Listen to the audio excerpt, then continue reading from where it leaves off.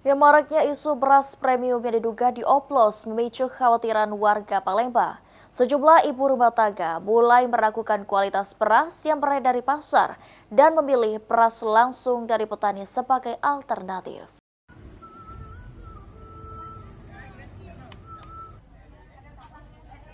Isu beras premium yang diduga dioplos mulai membuat resah masyarakat. Di Palembang, sebagian warga memilih lebih berhati-hati saat membeli bahan pokok utama ini.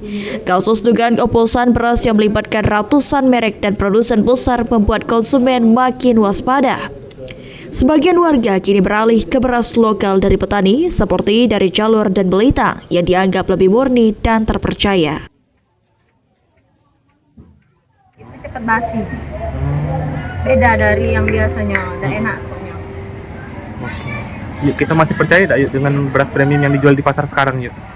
Kayaknya enak lah, lebih mending beli beras dusun ya, beras produksi asli dari harapannya pemerintah lebih waspada, lebih ini lagi lah, dari lebih teliti lagi, apalagi itu kan barang yang dikonsumsi kan, bahaya kan.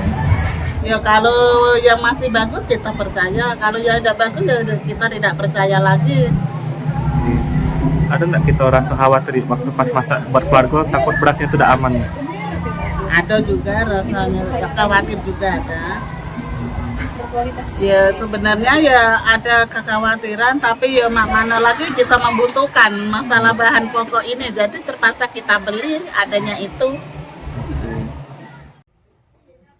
Di tengah situasi ini, warga berharap pengawasan pemerintah lebih ketat agar beras yang mereka konsumsi sehari-hari benar, aman, dan layak. Hafid Zaidul, PAL TV.